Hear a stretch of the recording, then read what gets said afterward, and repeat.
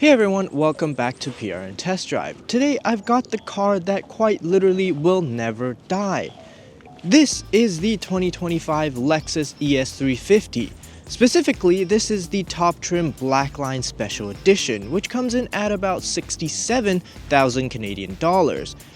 Sounds like quite a lot, however, this, according to Lexus, is a limited production vehicle. Now we're going to take a look from the exterior, the interior, and then go for a drive because there are several areas of this car that really surprise me, both good and bad. Let's get started. Starting with the exterior, this ES350 is finished in the iconic Lexus Ultra White, which creates a beautiful contrast with the tinted headlights and the dark chrome trim pieces. LED headlights come standard in all ES models, but this has the upgraded triple beam LED headlights, which means that not only does it look much more modern, it also lights up the side of the car when you're turning. Before I move over to the side, I want to talk a little bit about what's under the hood because at the end of the day, this is probably one of the main reasons why you're considering this car in the first place. The ES350 has a good old 3.5 liter naturally aspirated V6 under the hood. It also features dual injection, meaning that you get direct injection as well as port injection. This engine produces 302 horsepower and 267 pound-feet of torque. Power is delivered through an 8-speed automatic transmission to the front wheels. Probably the most reliable powertrain on the market, but I do have a few complaints, which we'll get to once we are on the road. Over to the side, the ES features sort of an elongated side profile which makes it look and feel very executive. The black rims also create a very nice contrast with the white paint job.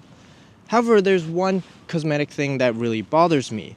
See, in the front and in the rear, they have dark chrome trim pieces, but on the side here, on the side mirrors and the windows here, they use bright chrome. Really, Lexus, you can do better than this. In terms of wheels and suspension, this Blackline Edition ES features 19-inch rims and 235 wide tires in all four corners. McPherson strut is in the front and multi-link suspension is in the rear. This trim also gets the Lexus adaptive suspension. Moving around back, the ES offers a really big trunk and a good amount of storage space. More than enough for your golf bag, but probably not enough for your snowboard. The reason I say that is because you cannot fold down the rear seats. Instead, you get a tiny pass-through in the center here, which probably only have just enough space for one set of skis to go through. Really, not being able to fold down the rear seats is a huge deduction in points for practicality.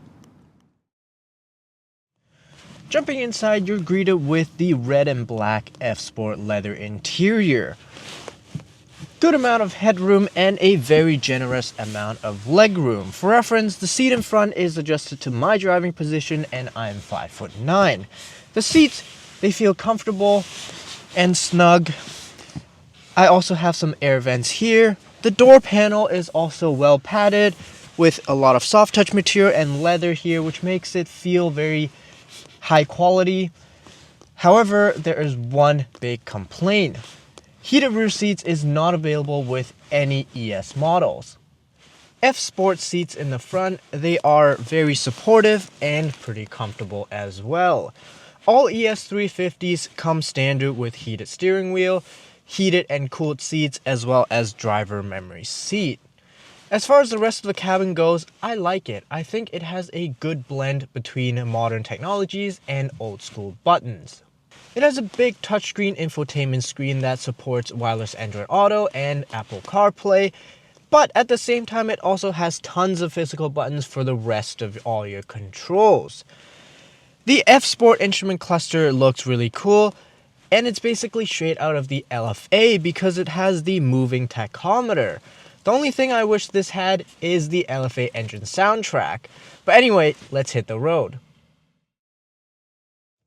Now, a big selling point for this vehicle is the reliability. I mean, this is probably going to be the car that gets passed down in 20 years to the kids by their grandparents and still having everything working fine.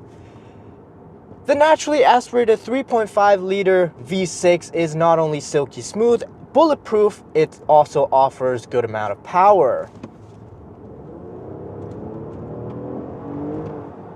not bad at all.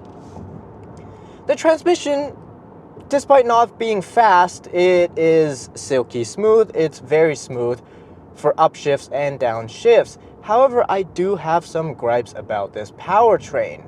Although the power figure is good, it is really hard to put down the power off the line in anything other than perfect road conditions. You would just end up spinning your tires violently. The transmission, although smooth, is very eager to upshift, which means that every mild acceleration requires a kick down. Also, the torque converter feels like there's a lot of play in it, which doesn't help. Next up is the gear ratios. Despite having 8 gears for this 8-speed automatic transmission, the second gear goes all the way up to 100 kilometers, which in this car feels very, very tall. Lastly, you've got these paddle shifters. Although they're nice and big and feels good to use, they don't really do what you tell them to do. Instead of actually shifting gears, they act like gear limiters instead. So all you can do is set the maximum gear you want the car to be in. That's all. If I were to suggest, if you're driving a car like this or this car, just leave them alone because they probably do a better job on their own anyways. With that said, looking past these minor flaws, there's something that actually really surprised me. This ES350 not only doesn't handle like a boat, it actually handles really well. And I'm on winter tires here. This is not bad at all. The steering input is very responsive and the body roll is minimal. The ride quality is also excellent and the cabin is very quiet on the highway. If only they had a limited slip differential in the front, that will resolve all the or most of the wheel spin off the line. Speaking of highway, let's talk about fuel economy. Even though this has a big V6, I was able to manage 7.5 liters per 100 kilometers on the highway in suboptimal conditions where it was raining and cold. I think if the conditions were a little bit better, like a warmer day and sunny without rain, you'd easily be able to do 7 liters per 100 kilometers on the highway with this ES350. In the city, however, because you don't have any of the hybrid assistance like you would get in the ES300H, you're looking at around 11 to 12 liters per 100 kilometers. When it comes to safety tech, this ES has 360 camera, parking sensors, and your usual suite of Lexus Safety System Plus. So you get things like emergency braking, adaptive cruise control, lane tracing, blind spot warning, so on and so forth.